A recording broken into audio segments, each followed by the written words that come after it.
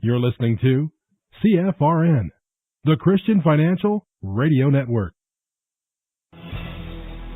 Good afternoon, traders, and welcome back to the CFRN Emini Futures Cast. This is the daily broadcast of Indeterminate Length, where we discuss all things Emini, along with some really big ideas on the finer points of trading gold, bonds, crude, sugar, the euro. Joining us today, Mr. Michael Borg. From our trading desk in Chicago, Mr. Burton Schlichter. Now, to get things started, let's go to our host and founder in Studio A, overlooking South Mountain, America's largest city park. Here's Dwayne.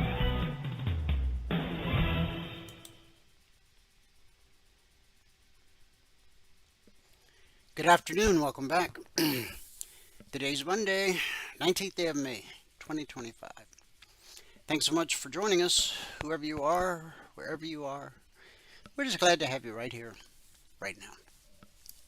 We do 2 live broadcasts every trading day. The first broadcast, that's reserved for members only and those who are taking their 1-week free trial. That's our live training room, 2 hours every trading day. If you have not yet taken your 1-week free trial, go to mytradingiq.com, and at the very top of the page, there's a big purple button. You cannot miss it. Click that, fill out the form, hit submit. We'll get your indicators up and indicating today. Your trial will officially start tomorrow, but you'll still get 5 consecutive trading days on your free trial. There's no credit card required.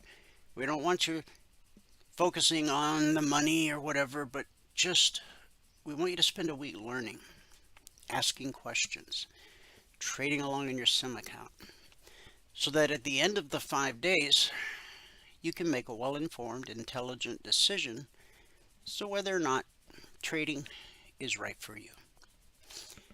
When the live training room ends, we take a 30-minute break and we come back for this broadcast, the noon broadcast, which, unlike the morning broadcast, is actually open to the public.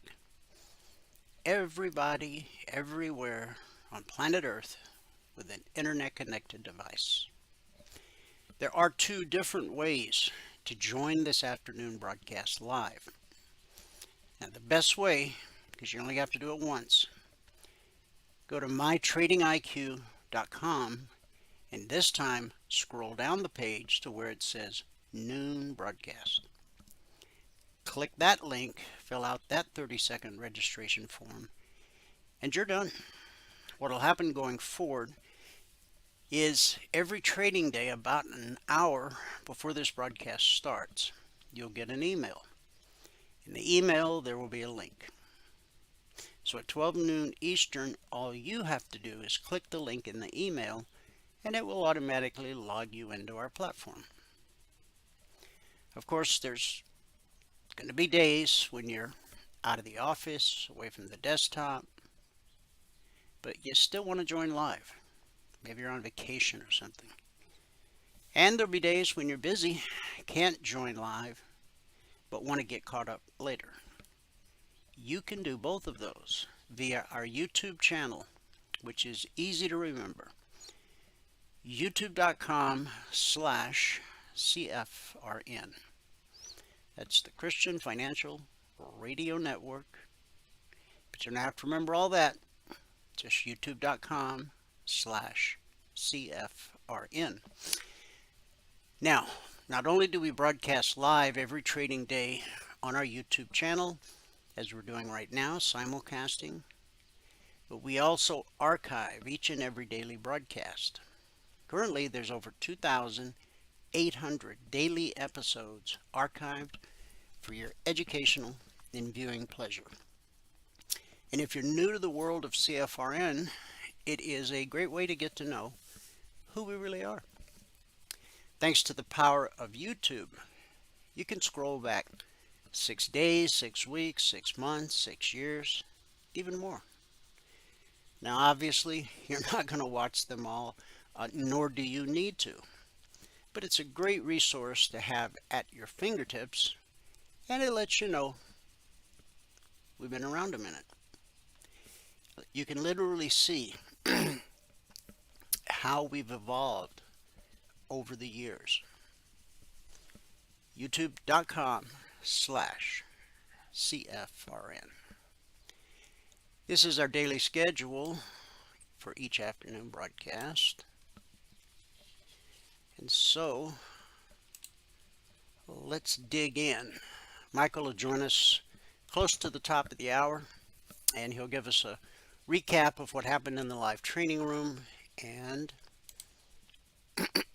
we'll do some live trading on the TradingView platform. Now, the topic of our devotional, which we're still in, day 14 of 15, after the cross. Today's scripture is John 1, verses 40 through 42, and I'm going to share it from the Message translation. Andrew, Simon Peter's brother, was one of the two who heard John's witness and followed Jesus. The first thing he did after finding where Jesus lived was find his own brother, Simon, telling him, "We found the Messiah, the Christ." He immediately led him to Jesus. Jesus took one look up and said, "You're John's son, Simon. From now on, your name is Cephas," or Peter, which means rock. Again, that was John 1, verses 40 through 42. So Peter, the Peter, the one that preachers always like to make fun of, but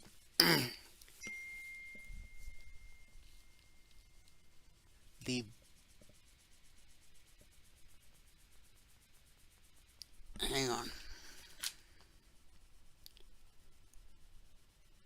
Okay. Not important. Okay. Peter, the Peter, first heard about Jesus from his brother Andrew. Andrew was just a fisherman, but after he spent a little time with Jesus, Scripture says, the first thing Andrew did was head home and let his brother Simon Peter know.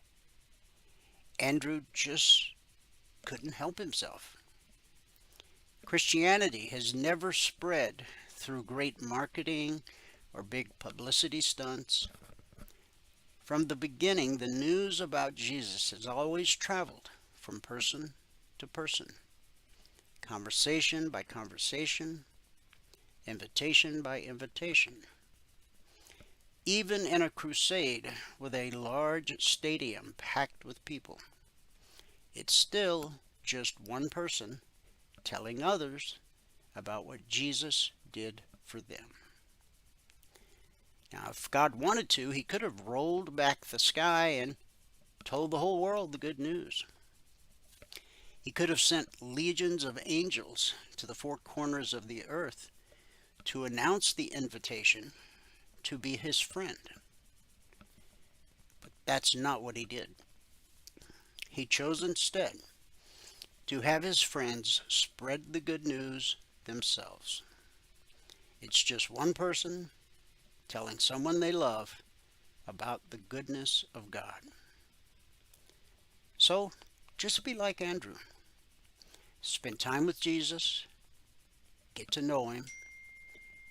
You will find that the desire to tell others about him just leaks out of you. Let's pray. Heavenly Father, thank you for calling us by name, just as you did with Simon and gave him a new identity in you. Help us to bring others to you with the same boldness Andrew had. transform us into who you've created us to be, and build our lives on the rock that is Christ. It's in Jesus' name we believe and pray. And everybody said, amen. Amen, and happy Monday. I hope it's a happy Monday for you, whoever you are, wherever you are. Let me give you the numbers from around the world. We'll start here in the U.S. with the cash markets, or the indices as they're called.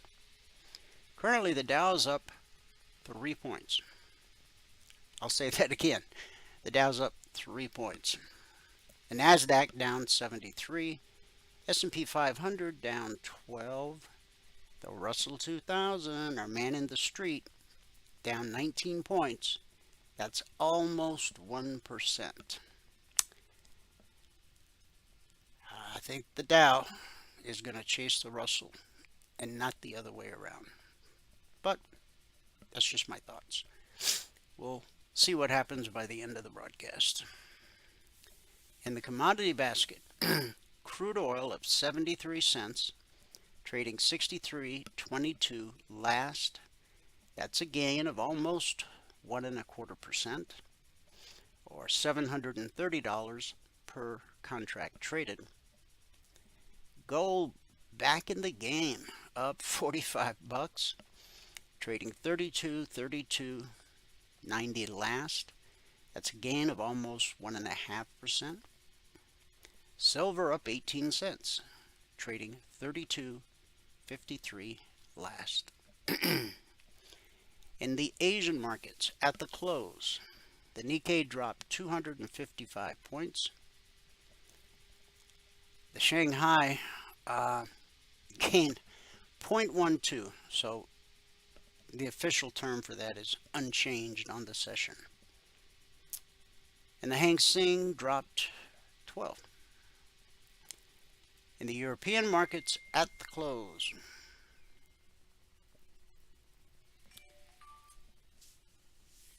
and I'm getting tired of these political text messages. Anyway, FTSE up 14, the DAX up 138, the CAC down 3. So we had a red day in Asia. It was a mixed day for the UK. And at the moment, it is a mixed Radio Monday here in the US of A. The Dow is now up 15 points. So, again, it takes 20 points to get your goal for the day. So, 3 points, 15 points. For the Dow, that's just not much. We'll see if it can hold on to its gains and drag the rest of them with it. Or maybe it's time, finally, for that retracement back to the VBC. When we get to the charts, we'll talk about that. But first, to the news. Oh, I meant to include this in the prayer. Heavenly Father, I know we've said a lot of things over the last few years about former President Joe Biden. And Lord, I know sometimes the things we said were not kind. But we pray for him today, for his health and for his well-being. He's been diagnosed with rapidly spreading prostate cancer that has already spread to the bone. Friday, his personal office disclosed all of this. It's still a developing story. So Lord, we just asked that your grace and the power of the Holy Spirit would give him many more years with us here on planet Earth. Okay, the Brooklyn Bridge. Did you guys see that? Oh, unbelievable.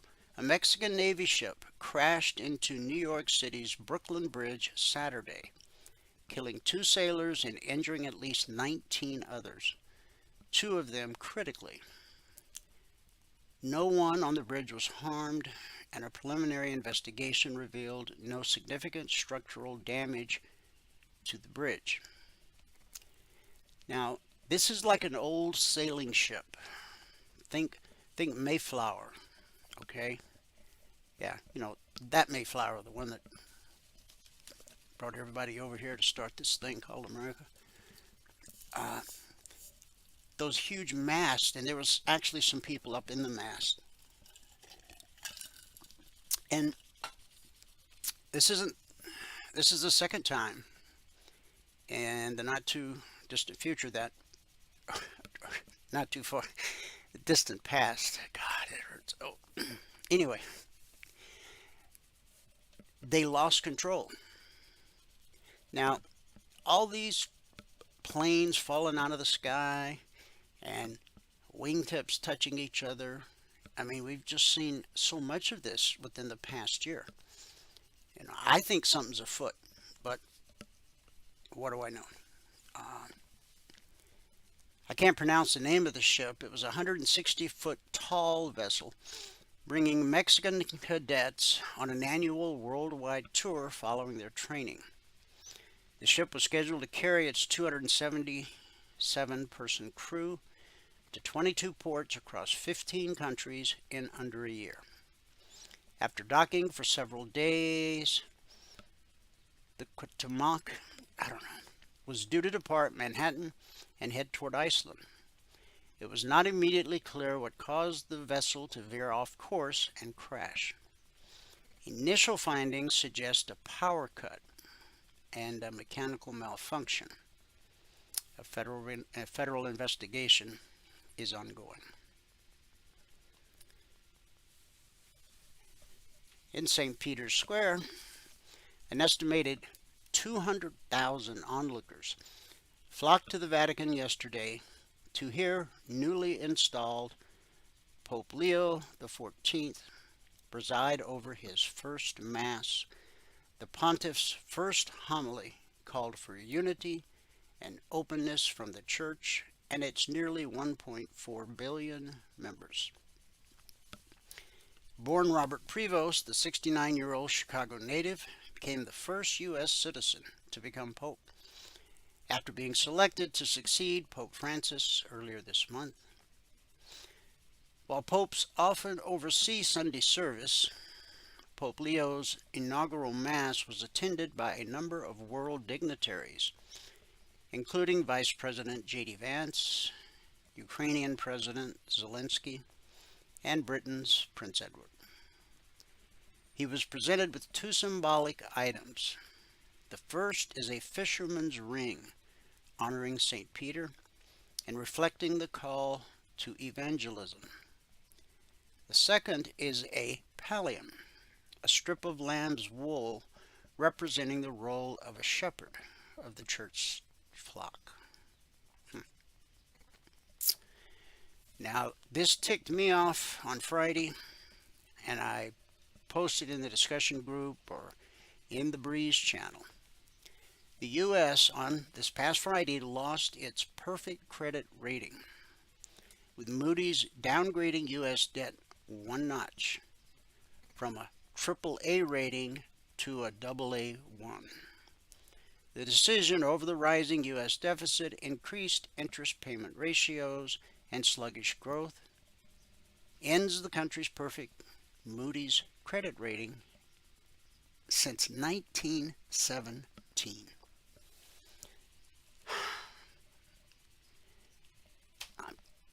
I think I said it in the post. I don't know. That's a real black eye, especially with the new president in office doing things no other president has ever done before, truly draining the swamp to the best of his ability. But at every crook and turn, they're throwing something up to roadblock his efforts. Now, when I get into these other news articles, there's a lot of investments being made in the U.S., and if Jerome Powell would get off his backside and lower interest rates, this would have probably never happened. The last Fed meeting we just had, where Jerome said, Well, inflation's low, jobs are good, the economy's strong, prices are coming down, but I'm just not sure about the future. Who paid him to say that?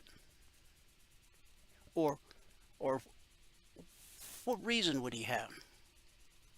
He says, "But I just can't lower the rates yet."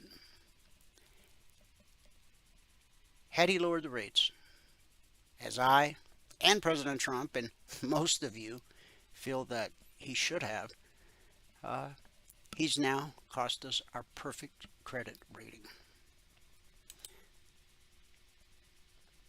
Yeah, Rico, I know who paid him. No doubt about it. I thought those guys were unbribable. I'm so doggone naive. U.S. stocks took a hit on Monday while Treasury yields rose as Wall Street processed Moody's downgrade of the U.S. credit rating alongside developments in President Trump's tariff salvos. Moody cut the U.S. government's long-term credit rating from AAA to AA1 last Friday. That's just a rehash of everything I already told you.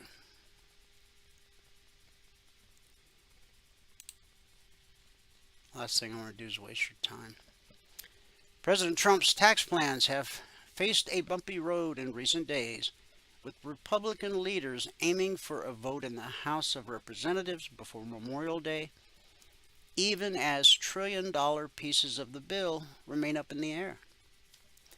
A significant boost came last night when the bill won approval from a key congressional committee, an unexpected victory after it hit a hurdle at a House budget hearing on Friday. 4 conservative Republicans. So wait a minute. Aren't all Republicans conservative? But anyway, 4 conservative Republicans who had joined with Democrats to stall the bill decided to go ahead and greenlight it while they kept up pressure for change. Okay. Now, I know this is some more of the same, but Wall Street strategists don't believe Monday's initial move implies a sustained downward trend. Morgan Stanley Chief Investment Officer Mike Wilson pointed out that the souring outlook from Moody's on U.S. credit could weigh on bonds, making rising Treasury yields the primary concern for equity investors. And if the 10-year Treasury yield rises above 4.5%, that could cause some serious weakness in the equity market. Well, that'll come as no surprise to us because we've been expecting it. It just keeps going. All right. Treasury Secretary Scott Bessent warned Sunday that tariff rates will go back to reciprocal levels if countries do not make trade deals with the U.S. during the 90-day pause. President Trump has put them on notice that if you do not negotiate in good faith, you will ratchet back up to your April 2nd level.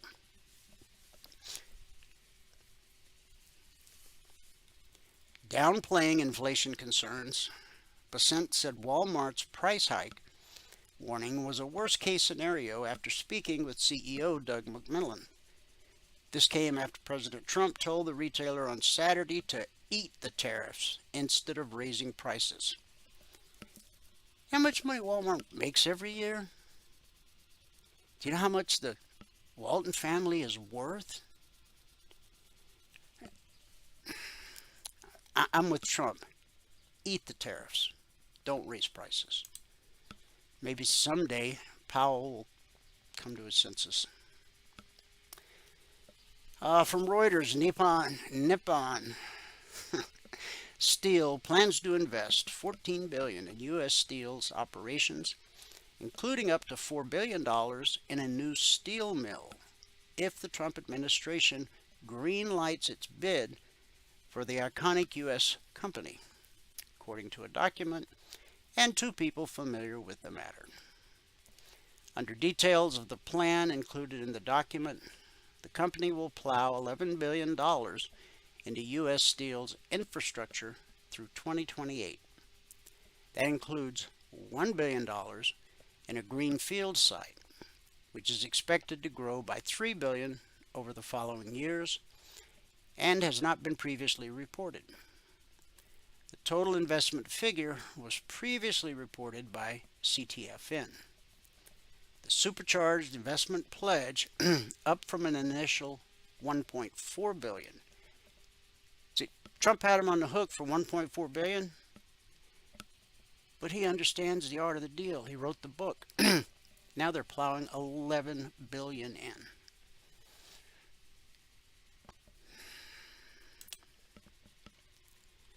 #23andMe. Did you ever have your DNA tested?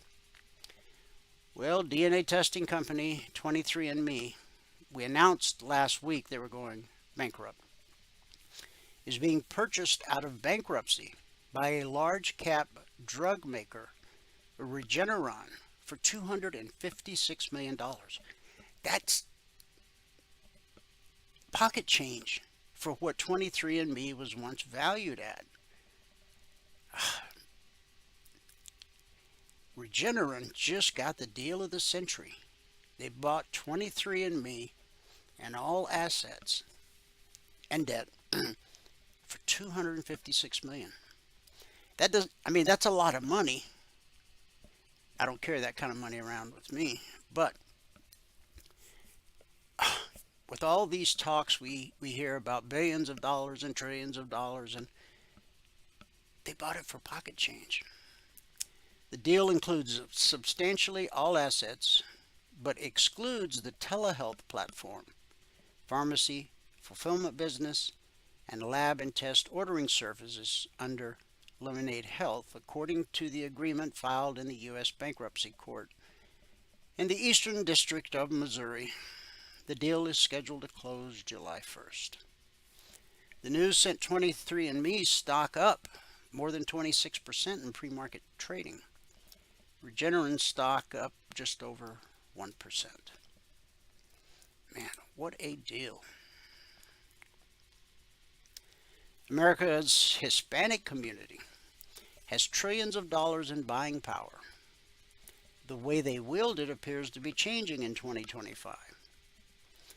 Economic uncertainty and inflation have broadly weighed on American consumers, but there are signs that additional pressure on Hispanics, who make up roughly a fifth of the population, is further changing their spending habits.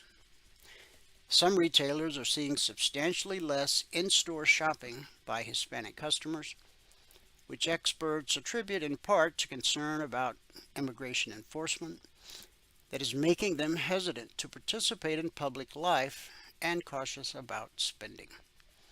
Boycotts of some companies may also be denting sales. Well, if you're here legally, you got nothing to worry about. And if you're not here legally, you can deport yourself, and they'll cut you a check for $1,000 once you land wherever you land after you leave America. And if you do it that way, you get a chance to come back the right way legally. So, all right, one last bit of news. U.S. President Donald Trump has invited the new Pope, the first American pontiff, to visit him in Washington. Trump extended the invite in a letter delivered by Vice President J.D. Vance, who attended the Pope's inaugural Mass on Sunday, and then met privately with the Catholic leader, White House Press Secretary Carolyn Leavitt told reporters. The Vice President passed along a letter to the Pope from the President and from the First Lady, extending their warm wishes and inviting them to the White House as soon as he possibly can. Now, we're going to see a lot more activity out of the Pope because he's young. Compared to the normal age of a Pope when they take office, he's got a lot of years to serve as Pope. And as I'm telling you this, I'm looking at his new Pope Mobile. It's a Mercedes. It's pretty cool. Yeah. All right. Enough of that. Let's look at the local news. It ain't bad, but it's not as good as it could be. Now, last week we ended up with, shoot, I forget. I think it's like 7% of the actionable alerts got stopped out. Anyway, Logic 247 is our 24/7 around-the-clock E-mini alert service. It's not just E-minis, but it's also crude, gold, silver. Valerie did the recap this morning at 6:30 a.m. Eastern. At the time she did the recap, we had issued a total of 12 alerts since the markets opened last night at 6 p.m. Eastern. And at the time she did the recap, we were still waiting on the outcome of 3. That gave us 9 actionable alerts, of which 1 or 11% would have been stopped out based on market structure and the simple process we teach all of our passport holders. Now, the purpose of the logic alerts is to help you learn how to read a chart. If you're going to be an attorney, you got to read case law. Doctor, you got to be able to read the medical journals. Going to be a trader, you better learn how to read the charts. And that's the backbone of what the Logic 247 alerts are all about. Sure, you can trade them, but make sure once you've traded them and made your money, now go study it, because every Logic alert has an entry price, an initial target, which is designed to help you get your goal for the day, and then quite often additional targets and a final trade to target.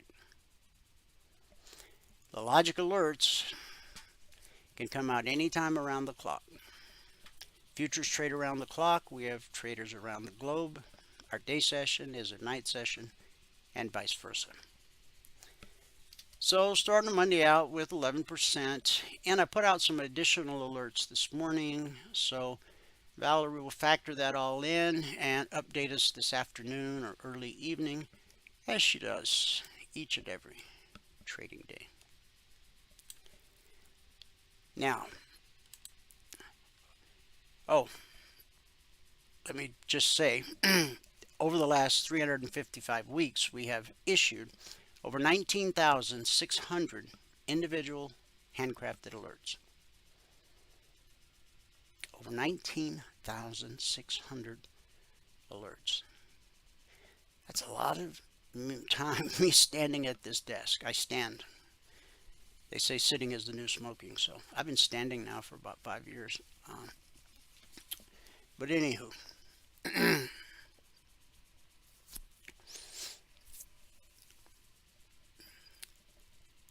what we've averaged on a weekly basis over the last 355 weeks is 20% or less of the alerts being stopped out, again based on simple market structure and the process we teach all of our passport holders. Now, 355 weeks is a long time, but way years before we had a Logic 247, we had the concierge trade alerts. And yes, they're different. Number one, they don't come out around the clock. They're published 5 minutes ahead of the Globex Open most days. I would have done well to wait last night, but anywho. And I always put a note in the discussion group. CTAs are scheduled for 5:55 p.m. Eastern, or I put a note in the discussion group that they won't come out until after the open. So anyway, last night, 5 minutes before the markets open, before the Monday session began last night at 6 p.m. Eastern, all of our traders, all of our trial members had all of these targets. The ES, the Dow, the Russell. Crude oil, we've rolled to the N contract. The NQ gold and silver. So as we go through the charts, just remember, everyone had these targets 5 minutes before the market opened. So let me shrink this, bring up this, and we'll go to the daily chart of the bellwether, the S&P 500 Emini futures. Now, this thing has defied me incredibly, but I promise you, this thing will not go up forever. Price always reverts to the mean. The green line, that's the mean for us. It's called the BVC, stands for bull bear cross. When price crosses above the green line, we're bullish and expect higher prices. When price crosses below the green line, we're bearish and expect lower prices. Price travels in legs. Leg, retrace, leg, retrace, leg, retrace. But right here, when we failed to put in a lower low, this thing turned around on us. Now you can look at it like this. Leg, retracement, leg, retracement, leg. So where's our next major obstacle? You know, about 60.25, maybe 60.57. I mean, because as you look left from where we're at right now, look at the horizontal line on the cursor. There's no obstacles in sight until you get there and then there. And then, of course, this is a big obstacle up here, the bearish cross. That's when the red line gets below the green line and leads to an extended move. The first time price revisits that area will almost always be good resistance. So we still haven't have we taken out Friday's high? Friday we were at 59.77 half. Today our high is 59.73 1/4. But it still looks kind of bullish. Although, see, and this is a really weird thing. The black step line crossed blue and climbing. Now that almost always means a pullback to the BVC, but we didn't get it because of all the news, the fundamental stuff. We're technical traders. We tend to ignore the fundamental stuff, but it's still there. And so notice right here, the step line is attempting for a second time to cross blue and climbing. So whether it's today or tomorrow, as we start to retrace, you're going to have potential support right here and right here. But we're coming. Now, if we continue upward movement or sideways consolidation, the BVC is going to rise. But this gap here, it didn't get filled. That was last Sunday night. So we got Monday, Friday, Thursday, Wednesday, Tuesday, Monday. Yeah, that was the Sunday night gap open. Not last night, but the previous Sunday. Now, institutional traders, the ones with deep pockets who move price, they look at daily, weekly, and monthly charts the way you and I look at 30-minute charts, 5-minute charts, tick charts, and range charts. Has everything to do with account size. So, I encourage everyone, whether you trade futures, stocks, crypto, Forex, ETFs, spend 2 minutes with the daily chart of whatever you're about to trade before you drop to your smaller time frame and start trading. Okay? You're able to identify, as we just did, you know, the next immediate resistance is Friday's high. If we break that, then we'll go to these other areas that I pointed out. But if we consolidate, if we don't move much higher, if we stay below Friday's high, this step line is going to cross. And this time, I really feel like it's going to make its retracement. I mean, you can see price always reverts to the mean. And important to know, the pullback holds more often than not. whether you're pulling down from above or pulling up from below, held and it held and it held and it held until it finally trades through. Now, we know the pullback holds more often than not, but we also know eventually it will trade through. So have we exited the downtrend and now are we in an uptrend? I won't be confident on that until price does pull back to the BBC. And if it holds, I will then take off these reverse fibs and put on regular fibs. See, in a downtrend, you draw from the high to the low. In an uptrend, you draw from the low to the high. So I want to see if we can handle a pullback and hold it. And if we do hold it and start another leg to the upside, I'll flip these fibs around and draw from the low to the high. Okay? All right. Okay. The vertical line here separates today Monday, back here is Friday, over here is Thursday. We did close above the highest weekly trading zone on the ES last week, and I think a couple other markets too. Unusual, but after over 15 and a half years, we've seen it happen before. So, okay, this was the close on Friday, and we dropped Friday right to this bullish cross. Well, actually it wasn't a cross because red just turned back into blue as it hit the BBC. So this was the open last night. We had a gap lower open and we hit the short target pretty quick. Now when the market finds support, now where'd this support come from? Right there. Okay. What was the target based on? Right there. That's market structure. It's that simple. Not saying it's easy, just saying that it can be simple trading. Okay. So from support, we made a bounce and we missed the BBC by about a tick or two. But with red and falling, we go back down and we hit that short target again.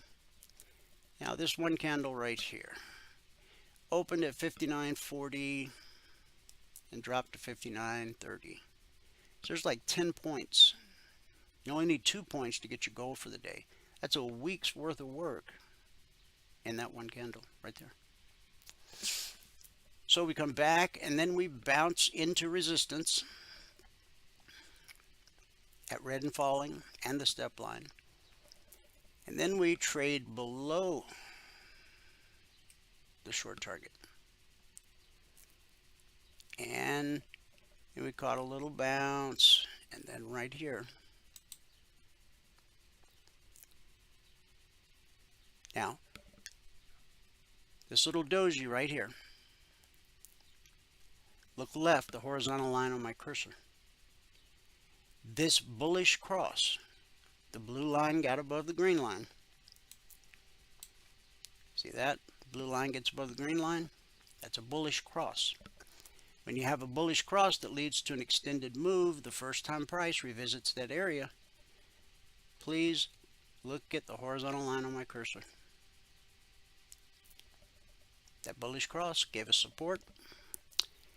Red and falling turned to blue and climbing. Then we got a leg, a shallow retracement, a leg. But as you can see here, we've not taken out Friday's high. And the step line is about to cross blue and climbing. So on the 30-minute chart, we could see a retracement back to the BBC in today's session. We'll just have to wait and see. On the Dow. Oh, by the way, these are last week's weekly trading zones. As you know, all alerts that go out on Sunday night, the Logic 247 alerts and the Concierge Trade alerts, they're based on last week's zones, because the new zones don't come out till Monday morning at 6:15 a.m. Eastern.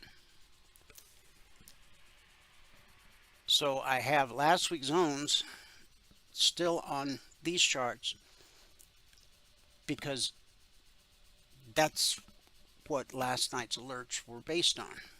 But on tomorrow's broadcast, you'll see this week's zones. Okay.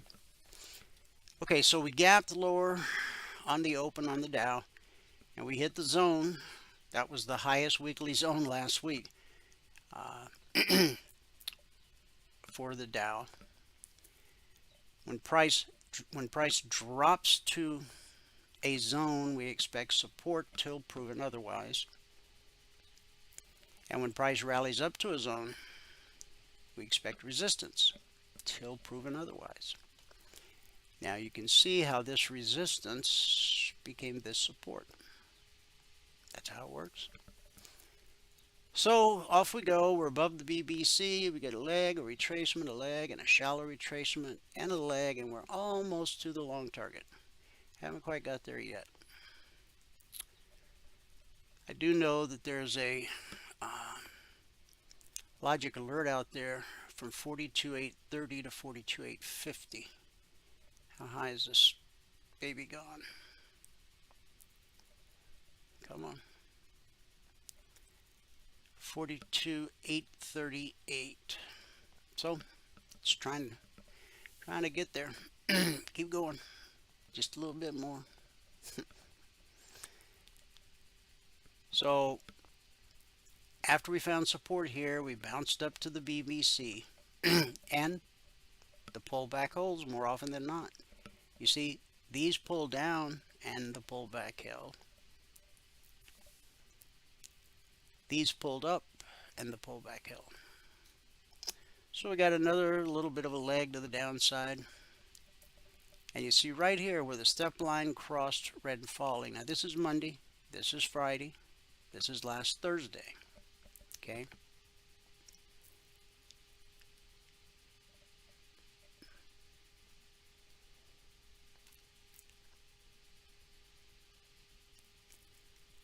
These lows right here.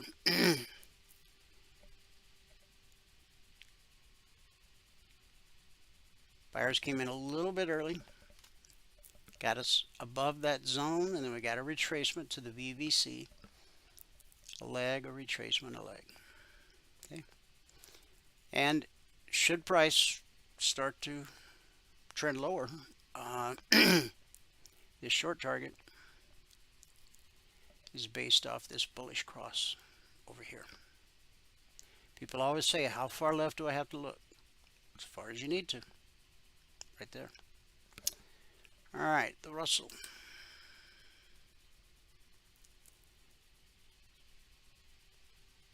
That was the down candle, the final 30-minute candle on Friday.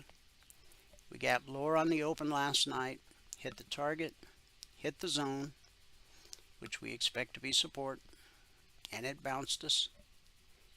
And then it came right back to the target, to the tick. Now, this target is based off these two lows right here. Okay. So then we come back down to the zone. We consolidate at the zone. One of three things happens when price encounters a weekly zone. 70% of the time is consolidation, 20% of the time rejection, 10% of the time the slice. So we consolidated for a few hours, and then we took a drop.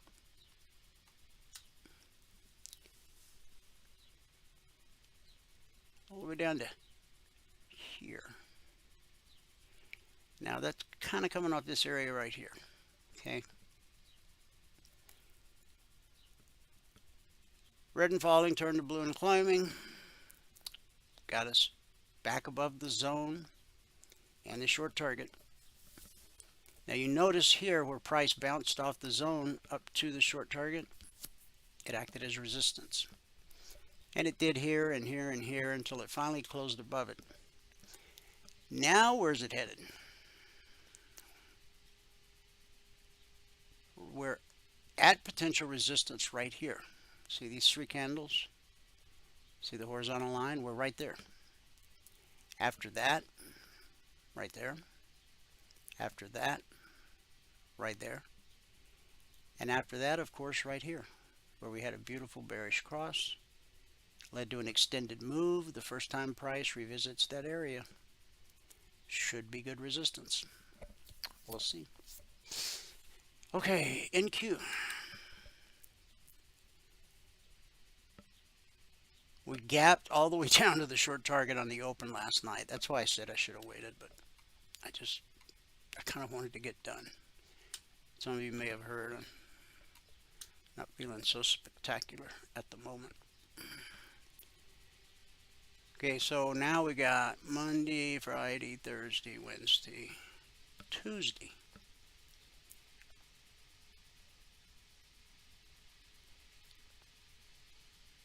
So right there with that little wick, price tried to go higher, then price tried to go lower.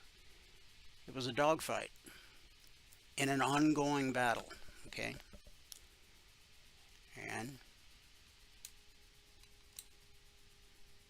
that gave us support. Red turned to blue, which is bullish. Got us back above the BBC. And our next potential resistance should be at about 21,500. We're pretty close. And then after that, about 21,527. Okay? And then you got some blue sky up to the target. Yeah, I don't want to scroll that far. Mess my charts up. All right, crude oil. We're on the N contract. Last night, we gapped all the way down. Well, we didn't gap. The market opened here, ran all the way down to the short target, and then ran all the way back up. No, wait, we opened here. So we ran up to the zone, then we ran down to the short target, and then we closed the 30-minute candle back above the BBC. That was a wild one, yeah. Okay, so red and falling pushes us below the BBC. We get to the zone, catch a bounce. There's just consolidation at the zone and the BBC. All these pullbacks, they held. And then we dropped to the short target for the second time, and we hit the zone to the tick. Support will always send the market looking for resistance. Leg, retracement, leg, retracement, leg. What's the high of this? 62.70. We hit that to the tick. Right there, that candle. The high was 62.70. Okay. Now this candle has come all the way down to the zone, and it's in the process of bouncing back up. So will it find resistance again here? Or do we have some surprise to the upside coming? I'm not clairvoyant, so I can't tell you. I just have to read the chart, assess it, create my narrative for what I feel is the most likely thing to happen, and then wait for price to come to me. On gold, we had a gap higher open last night.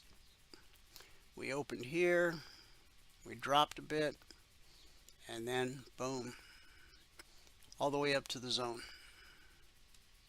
Resistance at the zone sent us back to the BBC support, which sent us back to resistance at the zone. And then the step line crossed blue and climbing. Here, you see the step line crossed blue and climbing? Where'd we go? BBC. Right here, step line crossed from the left side to the right side of blue and climbing. Pull back to the BBC. Now, every one of these three candles is green. So far, the pullback has held. That one's touching, that one's touching, that one's touching.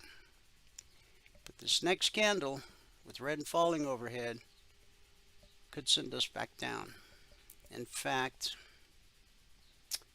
32.30 to 32.28, that would be $200 per contract traded. And we got one last market to cover, silver, but Michael's here. So he's going to give us a recap of what happened in the live training room, do some live trading on the TradingView platform, and then I'll come back. We'll dissect silver, and we'll wrap things up with our good word for the day. All right. Okay, I got you centered. Okay, everything looks good. Excellent. Here we go. Good afternoon, everyone. Today is Monday, the 19th day of May, 2025. Now, if you have not taken a free trial with us, let me just go out here and see something here. Excuse me. If you have not taken a free trial with us, go here to mytradingiq.com, click on the purple button right here. There's no credit card required for the trial. Once you click on that purple button, it is going to bring you to this page. Correct? Yes, this page. Where all that we ask for is your name, your email, your phone number. Down here at the bottom, gives you TradingView login ID. Okay, when you give us that TradingView login ID, as long as I see the email go through, sorry. As long as I see the email go through, I will set you up so you have your indicators indicating on your charts when you start the trial. All right, hit the register button so we'll know you did all that, and then we'll be able to move forward. All right, now the results. If you're going to read the spreadsheet, you got to read all the CFTC risk disclosures down at the bottom. Today, the 19th day of May 2025, we lost 104 ticks on the NQ. We stopped out on that last trade. It was minus 60 ticks. I kind of stuck. But we got back up to 1 on the Russell. We had 55 on the ES and 72 on gold. My mouse is not working again. Anyway, today it took 7 minutes and 1 trade to get to $2,000. Again, that's with 10 contracts on, and we took a total of 21 trades this morning. So on the month now, we're at $12,970. We finished the day with $935 with 1 contract. On the month now, we're at $12,907. So we have, I believe we have 6 or 7 business days left. 1, 2, 3, 4, 5, 6, 7, 8 business days left to the month. So we should be able to get it up to 20 grand by the end of the month, I would think. Anyway, we're averaging $1,075 per contract per day so far this month.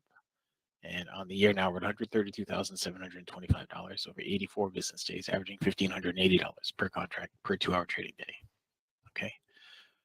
Following the 24/20 blueprint, if you were to quit trading when you get the goal for the day and you were to add 1 contract per month, right, that goal being $100 per contract, and you quit trading when you reach that, add 1 contract per month. That's 1 contract for every $2,000 in profit that you earn. So, in February you'd have to earn $4,000.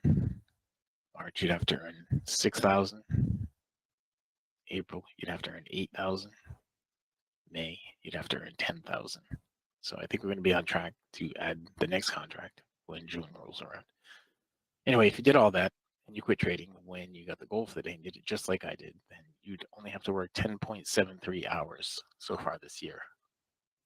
10.73 hours in the whole year. And you'd be up $40,072. That's averaging $3,733 per hour. All right.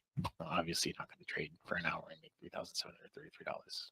But if you break it down trade by trade, that's what it comes out to. All right. All right. Now let's get into the actual trades that we took or didn't take. And we had the ES. ES is where we had the most trades today. Gold and NQ were the same, and then the Russell was the least. So we'll just start out with gold. I apparently am not logged into anything here, so let me log in first. Okay. Here we go. Now I am logged in.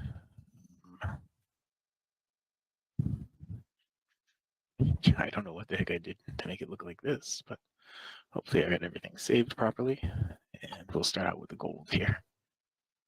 Right there, that looks pretty good. Does not look like I have all the trades in there, but we'll see. Did I have my gold? That many. All right, so our first trade on gold was right here. We picked up 5 ticks on that one. All right, the next trade was right here. We picked up 20 on that to get us to 25. The next one, it looks like, was right here. We picked up 10 to get us to 35. Then 5 right there to get us to 40. And I don't have the rest of the trades. But we had another 5 to get us to 45, and then another 10 to get us to 55. I must not have saved everything. But we did have a few more trades in there to get us up to 55. 55 ticks. Now, one of the things I didn't go over this morning in the morning session was when you have a huge leg like that. All right. I'll go over it in detail tomorrow, but what you should expect when you have a huge leg like that and you have a trend change, you have a lower low and a higher high in the same leg, is retracement down to this area. This area will usually act as support in this case. But price did 100% retracement from there all the way back down to there. That is unusual, but you still had the long leg. So this midpoint here should act as resistance now, which it is right now. Okay, I'll go over that in more detail tomorrow. The Russell, we didn't have many trades on the Russell at all. We had just a couple. We had this one right here, minus 25 ticks, and this one right here, plus 26 ticks. Those are the 2 trades we had on the Russell this morning. I'll get into a little bit of chop in here. This was at 11 o'clock. So from in here, they put in a higher swing, pulled back, gave another trade right here. This wasn't a horrible place to enter a trade. You would have been using this leg length right here on that. Okay. You would have been using this leg length right here. So right there at the midpoint when it came out of the oversold. So it's not a bad place to enter a trade. It would have given you something. At least move the stop to break even. It gave you the same trade again right here. At least move the stop to break even. Then it gave you almost the same trade again right here. This one wasn't as attractive as the other 2 because it was not as close to the middle. Eventually it pulled out of there and it gave you this trade. So on this one right here, when you finally get to this point, you would have moved this over like this. Okay. This is where you've been looking to enter right there. So that ended up being a nice trade right there. And that was all that there was on the Russell. We ended up with plus 1 tick in those 2 trades. Now the ES we had quite a few trades on. Hopefully I have them all marked up. Did a little talking in there, you can see. Right, on the ES here, this was our first trade of the day on the ES. We picked up 16 ticks on that trade. Right, that's where we got the Gulf day. Then we had a break even. Then we picked up 4 to get us to 20. And then 8 there to get us to 28. And 16 there to get us to 44. Then 8 to get us to 52. Then 8 more to get us to 60. Then 4 to get us to 64. And it doesn't look like I had the last one in here. 1 more to get us from 64 up to 72. There was 1 more 8-tick trade in there somewhere. To get us from 64 to 72. Now that same leg length that we had a minute ago that I showed you on the Russell, we kind of had here. It wasn't exactly the same because you don't actually have a lower low. Lower low would have been from down here all the way up to there in 1 move, but it was pretty close. The same thing though, you'd expect using this as your whole leg up. Right, and I'll show you this in real time tomorrow. For anybody that's on the trial right now, I'll show you this in real time tomorrow. That's your whole leg up. This is where you'd find the support. Okay, and same thing on this one that it's doing right now. You would find your support right here. Okay. Now this is extending just a little bit more, so that's going to go up a little bit as we go forward. But that's what I would be thinking on that one. Okay. And that is the ES today. Wow, I'm running right through these. Let me just shut off the TV trades for a second so those things aren't there. On the NQ, I don't have any of the things marked up here on the NQ. Right, our first trade on the NQ was a +4. Then our next trade, I think it was a break even. And then the trade after that, we stopped out -60. That put us at -56. Then we had a 16-tick gain, I think. No, 12-tick gain. That got us to -44. And then at the end of the session, I don't know why it's not marked up, but at the end of the session, oh, this is MNQ. That's probably why. Let's do NQ and 47 range. Maybe it's, there it is. There it is. They're all marked up in there. All right, so here was the break even. Yeah, okay, so you had a break even, then a +4, then a -60, then a +12. Then we wrapped it all up with a stop out at the end of the session, wherever that was. It doesn't look like I marked it up, but we wrapped it all up with a stop out at the end of the session. I think it was right in here somewhere. Right here. We stopped out on that, and that brought us down to -104. There's that big leg length that we had in the other markets. right? And here's another one right now. So this ought to find support right in this area, right there, when it pulls back. Okay. Let me bring up the question box. I hadn't looked at any question at all. Okay. There we go. Does not have anything to do with what I'm talking about right here. And you said it before it came on. So I will just pass by that. All right. So that was it. That was our whole day so far this morning anyway. We ended up with plus $935 a contract. That last stop out there took us down from like $1,200 to $935. But it is what it is. We have, like I said, 8 business days left in this month. If you haven't taken a free trial with us, go here to mytradingiq.com, click on the purple button. There's no credit card required for the trial. Click on the purple button, go to the registration, fill out the form. Gives you TradingView login ID.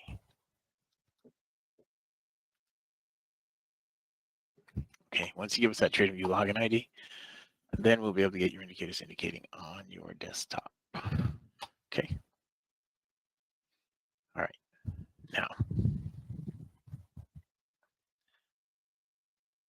what we need now, guys, is, well, we need to pull back somewhere. The markets are really, really slow, so I don't know if we're gonna have any trades in here.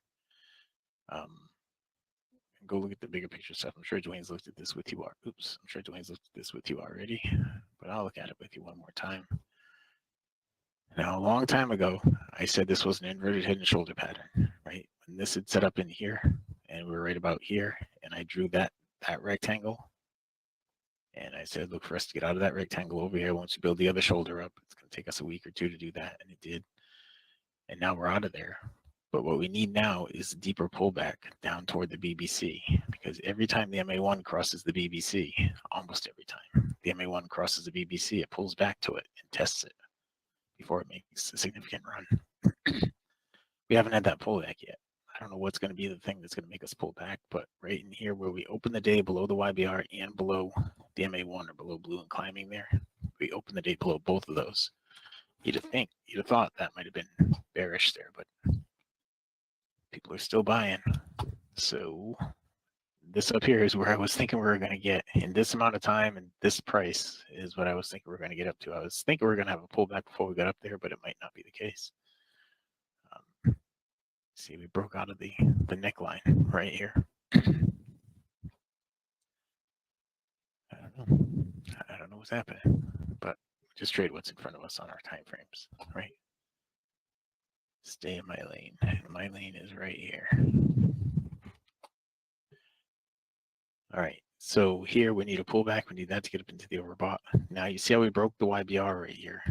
So when you draw your tracement lines, you have to draw them from here, right, where it came out of the overbought, right here, down to that low so far. That's what your tracement lines look like there when it breaks the YBR like that.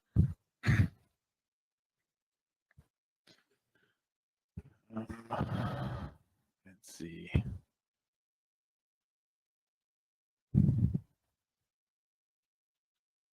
Let's remove that, this,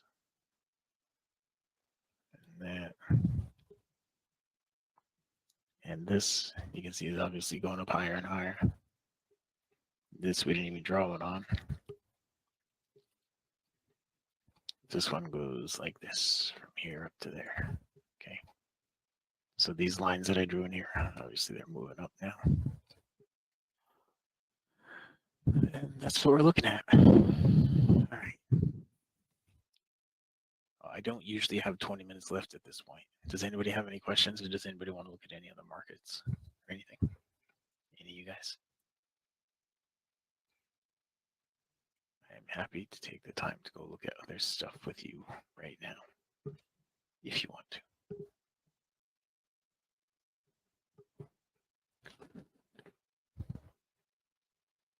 For gold, it's setting up for a long.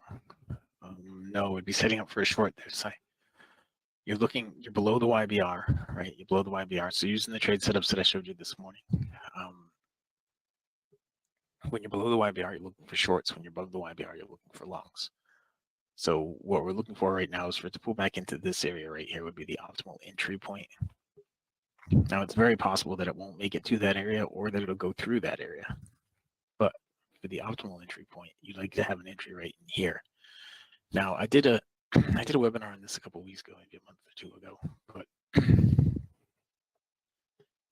if you've been trading for a while, you've heard of stop runs, right? People talk about these things like people are running their stops and all that stuff, and it's a term, right?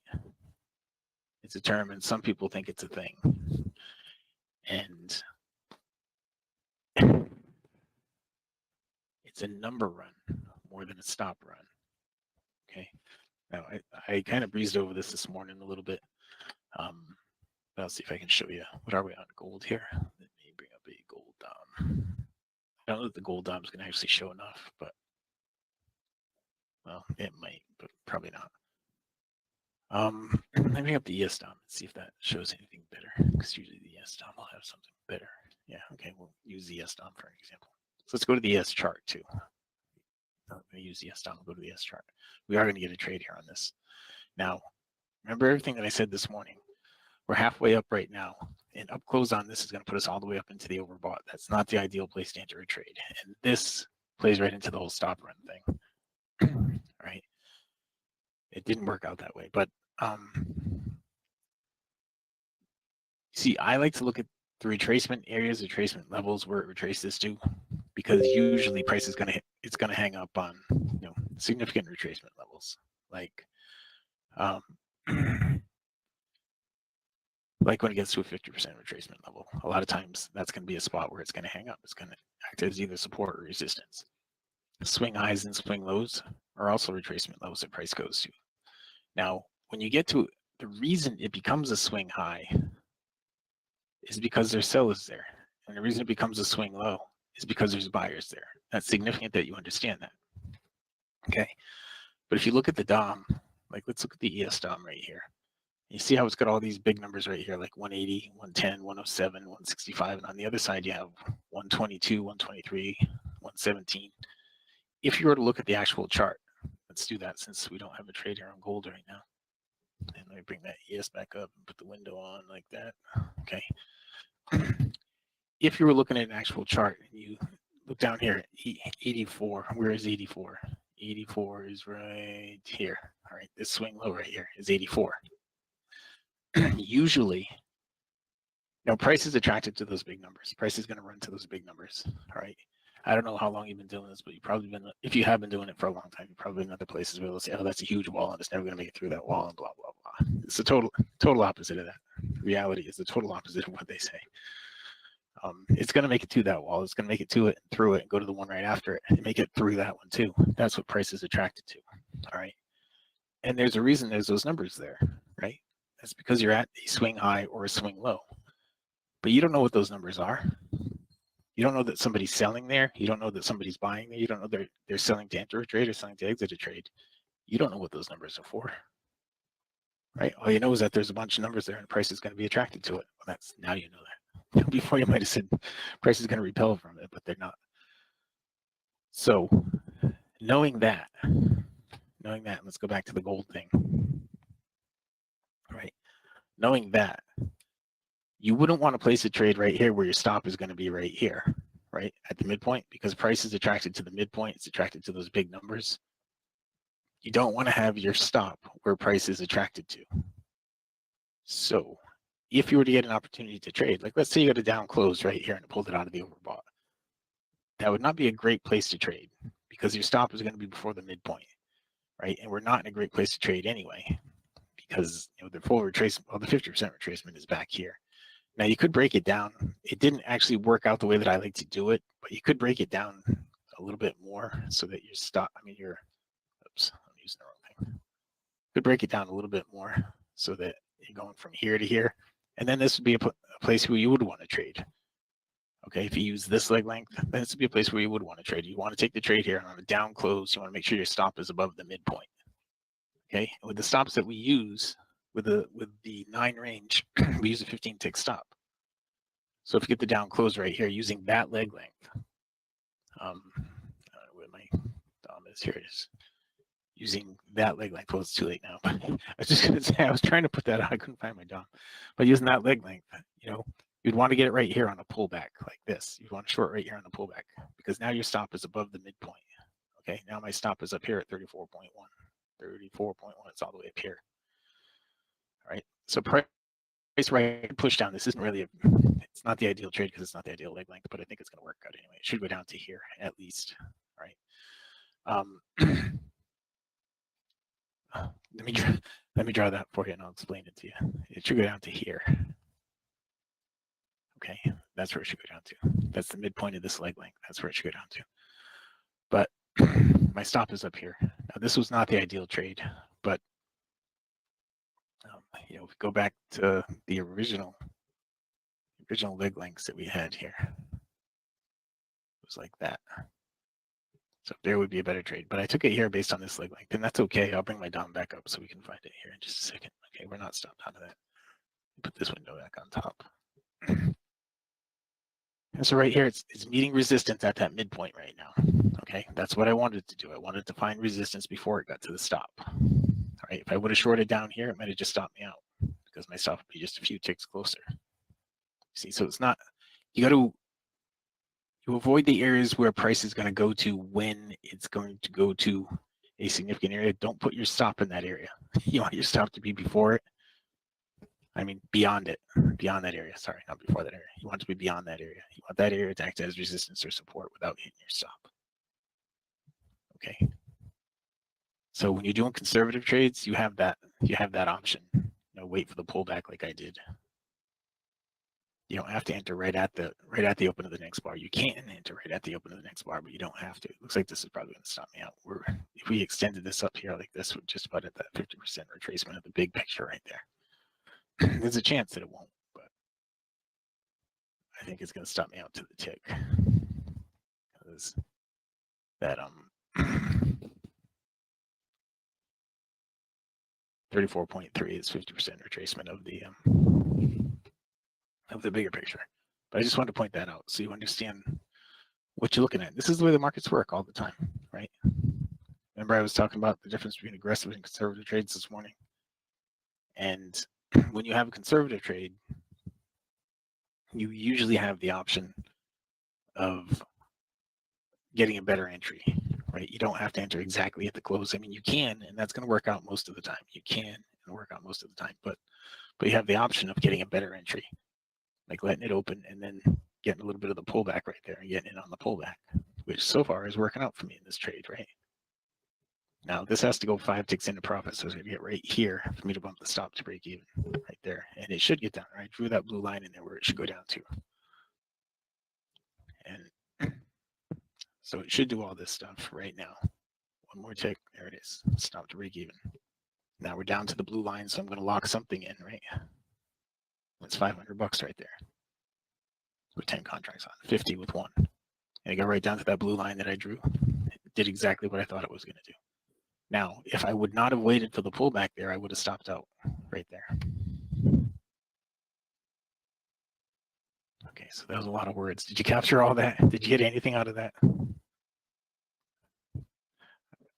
I know it's all stuff that you'll see over and over and over again. So if you do decide to sign on and you get in there in the mornings with us, and this is stuff that we do every single day. Okay. Why not have the stop above 32.36? So you're just saying randomly place the stop somewhere? Like up here above this prior swing high?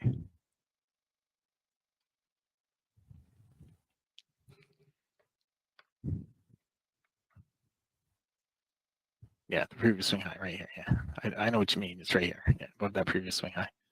You can do that if you want to. But if you're going to do that, then yeah, that's a huge stop. And let's go here. I want to show you something. Okay, if you go here to mytradingiq.com and click on trade rules. Now, it doesn't matter what market you're on, but the range bar size determines how big your stop should be. I mean, that's part of the reason why I use range bars.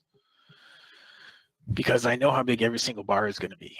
So I know ahead of time how big my stop has to be before I put the trade on, right?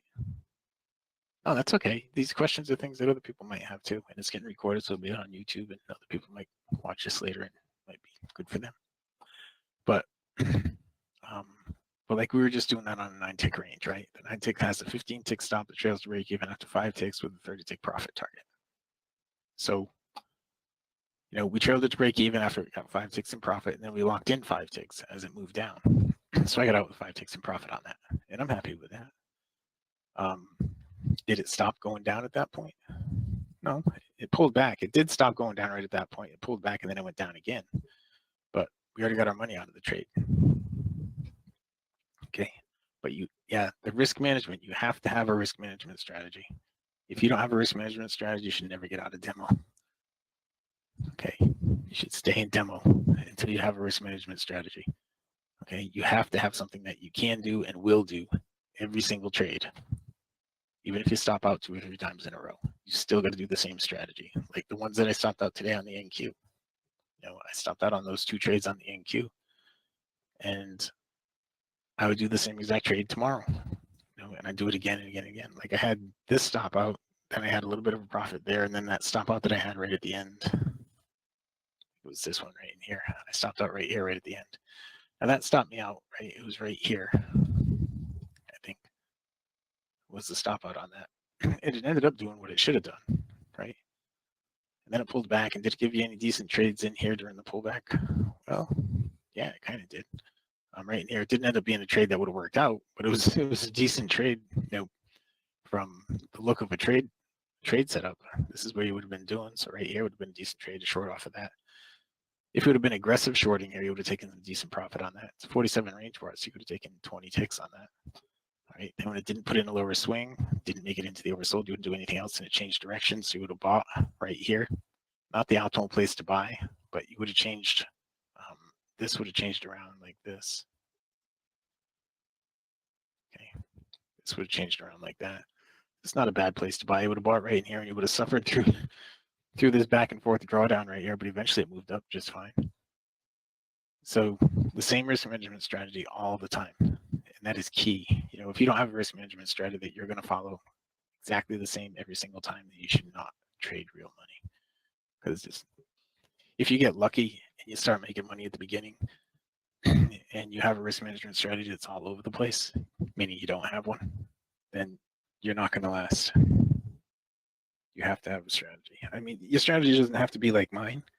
It can be anything. Like when we go to larger or different types of time frames, if you get off the range bar, for instance, and you go to like a 30-minute bar, or let's do a 5-minute, right? Something that's just a little more like normal people.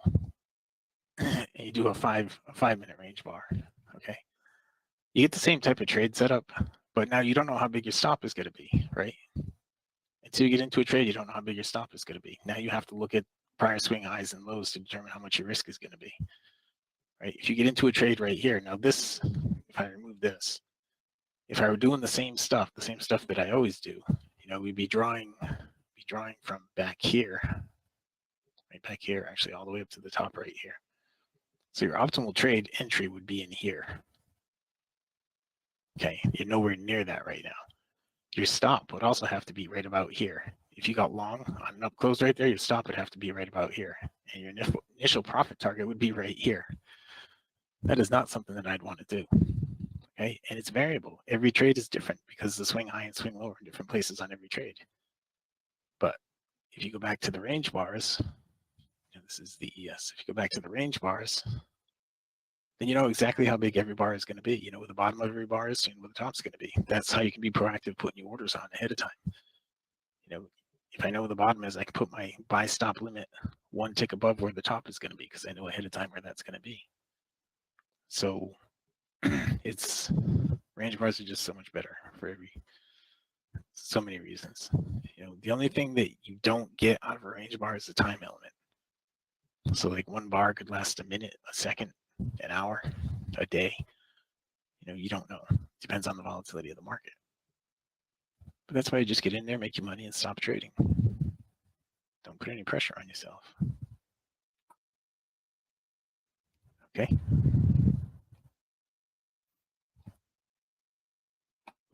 That's, I mean, but yeah, in response to your question, what trade was it? Was it this one over here? It was this one over here on the gold, right? You could have taken the short in here. You could have taken it right there and put your stop up here above this. You could have done that if you wanted to. At what point would you move your stop to break even? At what point would you lock in profit? What would you use for a target? And would you use this swing low as a target? That's, I mean, that's a reasonable thought, but then you'd have to do the calculation. Say, okay, so I'm entering here, my swing low's here, and I'm entering here, and my stop is up here. What's the risk reward on that? You don't know until you figure it out. Okay. The range bars, you can, you just put it on without worrying about it, because you want to have like a bar and a half of risk is usually going to keep you in the trade with a range bar.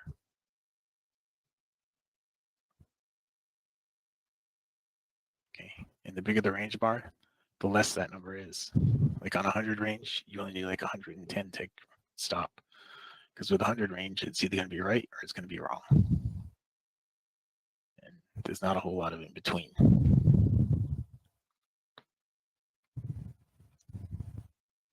Like right here, where it came out of the oversold right here, pulled back just a little bit and ran up. Came out of the oversold right here, pulled back a lot, and then it didn't go, so it was wrong. So you stop, we got hit on that one.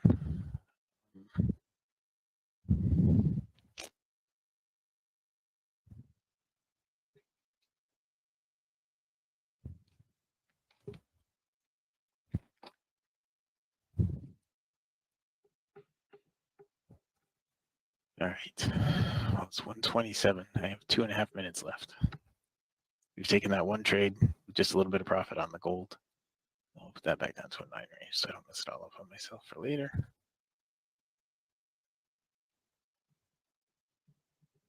But you see how,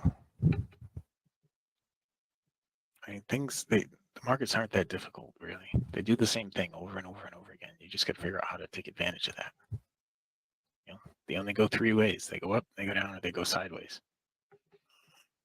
And we have the tools to take advantage of every one of those. If they go sideways, completely sideways, then you throw this on and get rid of that. Buy the open of the next bar, buy the open of the next bar, sell the open. I'm sorry, this is sell the open of the next bar, buy the open of the next bar. Sell the open of the next bar, buy the open of the next bar. Well, these leg lengths are getting kind of long. You broke out of the chop in there. But when you're in chop like this, right in here, you sell the open of the next bar. You sell the open of the next bar. You buy the open of the next bar. And the blue leads into the overbought or oversold by itself. Right? When it gets choppy, that's how you trade it. When you start to have longer leg lengths, then you throw this back on. And then you determine on the retracement if you're pulling back to an area of support or resistance. And if you are in an area of support or resistance, then you can be aggressive. Like right in here, you can be aggressive. Or if it's not an area of support or resistance, or your stop's going to be in the wrong place, you can be conservative and wait till it comes out of the oversold. Okay.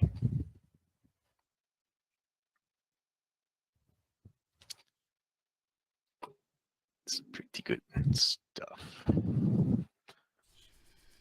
That is about it for me, guys. I'm going to go back here and say, if you have not taken a free trial with us and want to, go here to mytradingiq.com, click on the purple button. There is no credit card required for the trial. Just click on that purple button. I can barely hear you, Michael. You can barely hear me. Everybody else can hear me okay? Or is it just Dwayne?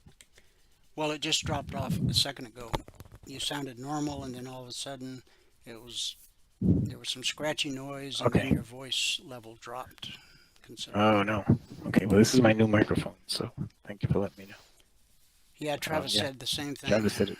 Yep, Travis said it was him too. Is it okay right now? Yeah, it's fine now. Okay.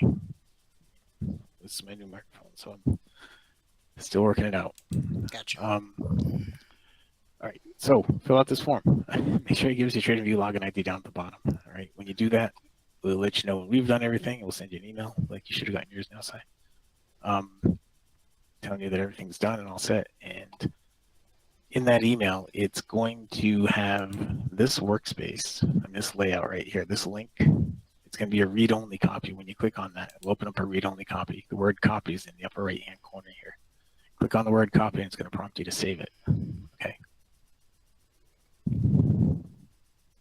On a strong trend day, you just do conservative trades.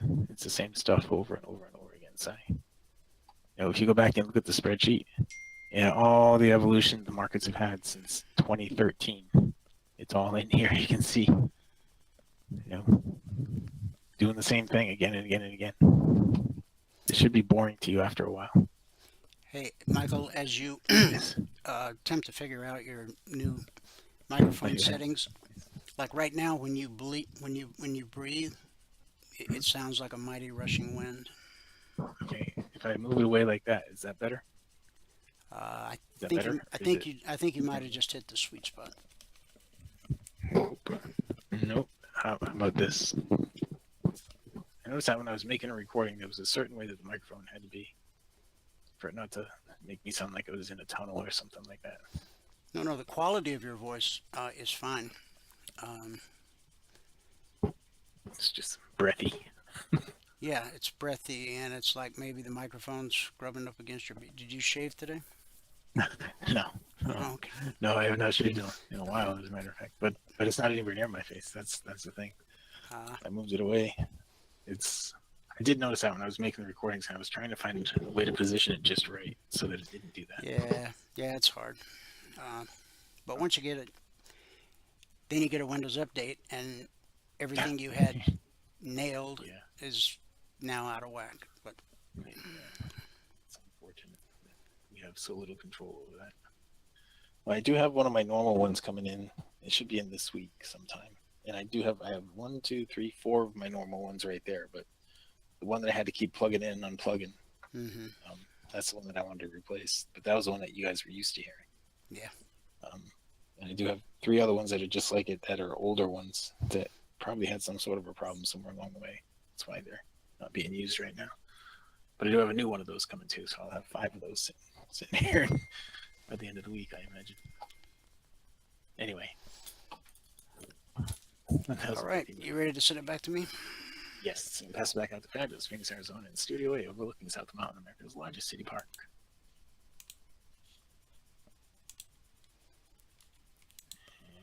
Okay, recap of the morning session.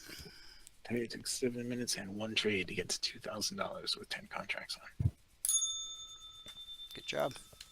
Thank you very much. All right, guys, we covered everything but silver.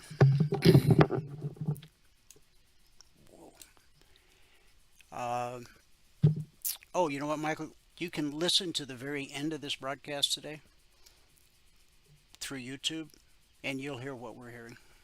So, I guess he's already gone. All right, silver last night. We had a gap higher open. Now remember, everyone had these targets 5 minutes before the market opened. So we opened and we dropped. You only need 2 pennies to get your goal for the day. But this right here, this candle, just to show you. Let's see. It opened at 32.59 and ran up to from 59 to 63.5. So that's 4.5 pennies. So that's a little over $200 per contract traded, just in that one candle. So anyway, we gapped higher on the open. We hit the target, consolidated, hit the zone, which we expect to be resistance till proven otherwise. Resistance always sends a market looking for support, which it found at the zone and the BBC. Support sent the market looking for resistance, which it found at the zone. We had a retracement to the BBC, and then we've got like a quadruple top across up here. These are 30-minute candles. And now, here, wait a minute. Something doesn't look just right. Let me do this. Do this. I guess that gap really did happen. So anyway, if price comes down, watch for this bullish cross right here. That happened back on Friday, because when the price drops to that spot, it should be good support the first time down. Okay. So real quick, the ES, did it ever get to the long target?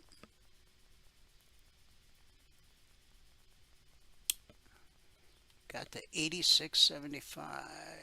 So no, I guess it didn't quite get there.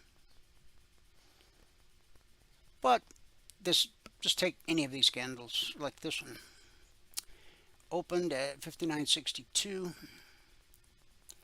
hit a high of 73. So there's 11 points in that 130-minute candle. Okay. Now we talked earlier about the step line. Looked like it wanted to cross balloon climbing, and it still looks that way. We have taken out the high of Friday, and I don't think that was the case when we began the broadcast. The Dow, we're now above the long target. The zone, again, these are last week's zones because all these alerts were published last night.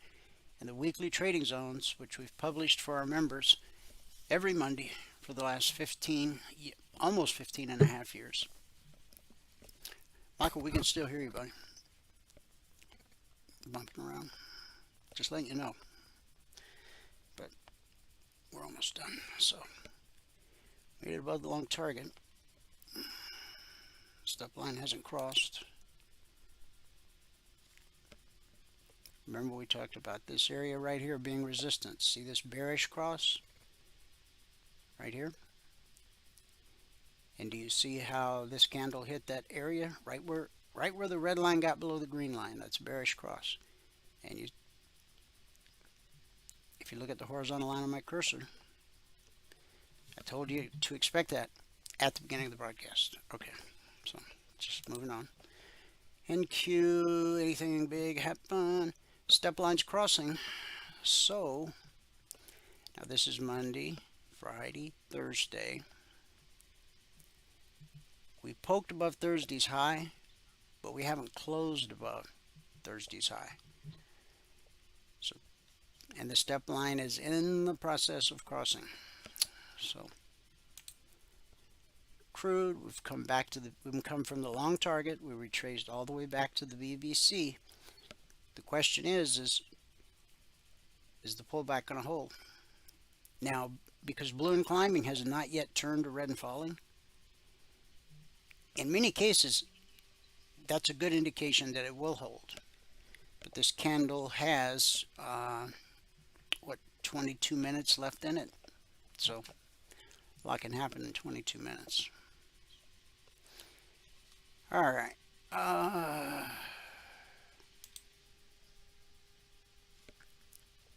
Now gold, after trading through the long target, notice how it came back and found support. And again, it's come back and found support. But with red and falling right there, it should be a pretty sweet spot. Something like 32.30, we'll call it 32.31. Down to 32.25. That would be $600 per contract traded. And one last look at the daily. Yeah, just doesn't seem to want to go down. It's like holding a beach ball underwater. Okay, to become a member, go to mytradingiq.com.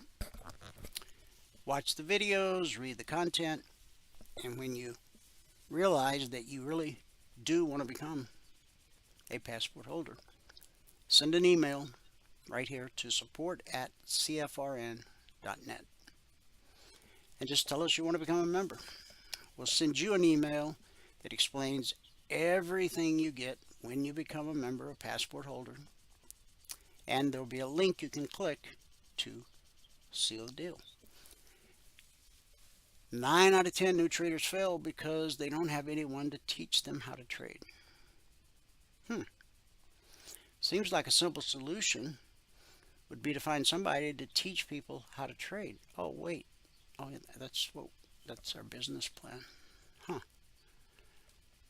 2 hours of live training every trading day in an interactive environment. Every trade that's put on and taken off is explained in detail, why it was a valid trade or why it wasn't a valid trade, if it gets stopped out or doesn't get stopped out, or how much was taken out of the particular. It's all explained. And we deep dive on the we want you to ask lots of questions. Okay, more questions you ask, the sooner you're going to learn. And nobody sees what you type but me and Michael in the morning. We're not here to judge you, we're here to help you. So ask questions. Along with 2 hours of group training every trading day, you also have access to private one-on-one mentoring. The strategy you learn, the indicators you own as a passport holder are fluid across all markets and all time frames. Futures, stocks, crypto, Forex, ETF, doesn't matter. Price flows the same across all markets and all time frames. From support to resistance, back to support, back to resistance, over and over, again and again. It's a never-ending cycle. That's why it's so important you learn how to read the chart, so that you know where to anticipate resistance, anticipate support, and unveil the windows of opportunity that live between those 2 points. You'll get the Logic 247 alerts around the clock. You get the concierge trade alerts the second they're published each evening. Monday morning, 6:15 a.m. Eastern, you get the weekly trading zones. And once they're published, they're carved in stone for the entire week. They don't change in any way whatsoever. Of course, as a passport holder, you'll be able to attend the members only workshop every Thursday night at 8 p.m. Eastern. And you're going to get the golden key that unlocks all the private channels in Telegram. It just so happens that one of those channels is the members only workshop channel. So you're going to have access to hundreds of previous workshops. Do you need to watch them all? No. But you can certainly scroll through there, because Valerie, she puts a caption below the video explaining the major things we talked about on any given night. And so you scroll through, and if something piques your interest, then you just click on it, fast forward to that point, and learn. Okay, it's a great tool to have on hand. Everything a trader needs, all under one roof, one low price. It's a good deal. I checked. All right, let's wrap it up with our good word for the day: prayer and your RAS. Now I know what you think I said, but I said prayer and your RAS. You probably don't know what that is, do you? James 5:16, the prayer of a righteous person is powerful and effective. To understand how prayer is powerful and effective, look at it from a neurological perspective. At the base of our brain lies a cluster of nerves called the reticular activating system, RAS, reticular activating system, which monitors our environment. We are constantly bombarded with countless stimuli vying for our attention, and it is the job of the RAS to determine what gets noticed and what goes unnoticed. For example, you download a new ringtone for your mobile phone. You're sure that you've never heard it before, but after downloading it, it seems like everybody else has the same ringtone. It's like when you buy a white Kia. Pretty soon every car on the road is a white Kia. You get the idea? Okay. It's not that lots of people went out and downloaded that ringtone or bought the white Kia when you did. It's the simple fact that when you downloaded that ringtone, it created a category in your reticular activating system. That ringtone went unnoticed by you before you downloaded it because it wasn't important to you. Once you downloaded the ringtone, the RAS recognized it as relevant. Prayer works that way. When you pray for someone or something, it creates a category in your reticular activating system. And now you notice everything related to those prayers. The pastor writes, have you ever noticed that when you pray, coincidences happen? And when you don't, they don't. It's more than coincidence. It's providence. Prayer creates divine opportunities, but prayer also sanctifies the reticular activating system and enables us to see the God-ordained opportunities that are all around us all the time. And once we see them, we have to activate our faith and seize them. Prayer is the portal to God's kingdom, and through which His blessings flow to us. So, our good word for the day is pray each day. Or as Paul said, pray without ceasing. There's always a loop in your mind. Once you wake up in the morning, the little machine, the little factory cranks up, and all these thoughts are coming at you from all kinds of directions, all kinds of stimuli. You know, you can take control, you can capture those thoughts. And you can turn that nonsense or noise in your head to a conversation with God. You'll see a change in your life. That's how life works. Thanks so much for tuning in today. Whoever you are, wherever you are, may God continue to richly bless you with His mercy and with His grace. And I'll see you at the bell.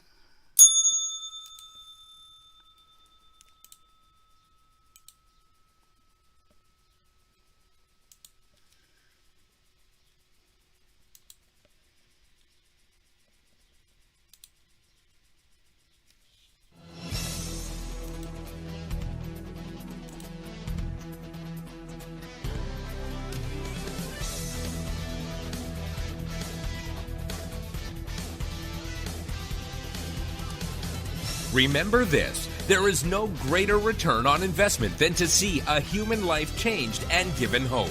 As always, pray hard and trade safe.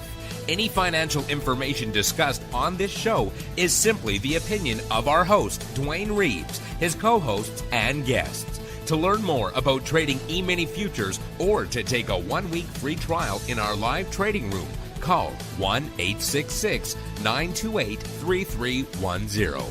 866-928-3310. Information discussed on this radio program should not be construed as a recommendation to buy or sell any security.